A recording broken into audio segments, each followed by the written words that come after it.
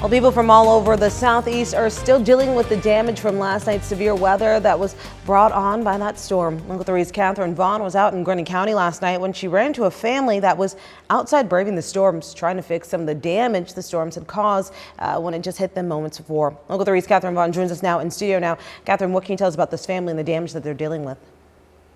Well, Cornelia, when I got to the family's home, their ceiling was leaking in multiple places, and they were out in the rain just doing what they could to stop that water from coming inside the house. Thankfully, they were able to stop that leaking, but we checked back in to hear what happened and how everything went down.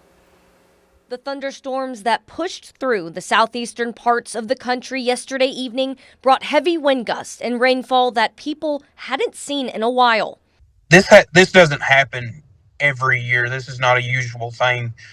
Some residents in Grundy County took the brunt of those storms. We actually had to go to a family friend's house and spend the night there because our ceiling was leaking so much. Joshua Turner is no foreigner to the area. He's lived there his entire life. He also happens to be a deputy with the Grundy County Sheriff's Office. He says he was at work when he heard his father, also a deputy, speak through the radio.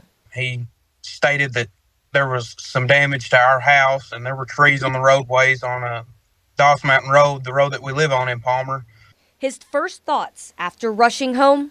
Just trying to take in all that had happened, all the chaos that had happened, and then just make sure everybody was okay. Thankfully, Turner found his family safe, but strong gusts of wind brought damage that forced him to act quickly. We had several leaks in our roof and water was coming out of our ceiling, so we were having to deal with that kind of damage. Those gusts tore off his barn roof, damaged cars and parts of his home, and pushed a trailer 25 feet, where it then slammed into a pole holding up their porch. He says damages could cost over $30,000, but he wants everyone to know they're in good hands, thanks to the support of neighbors and loved ones who showed up in a time of hardship. It's really an eye-opener at how much people really care about us. I'm thankful to see this community come together like it has and just bond and be able to overcome this disaster. Just thankful that God watched over all of us. You can find this full story on our website. For Local 3 News, I'm Catherine Vaughn.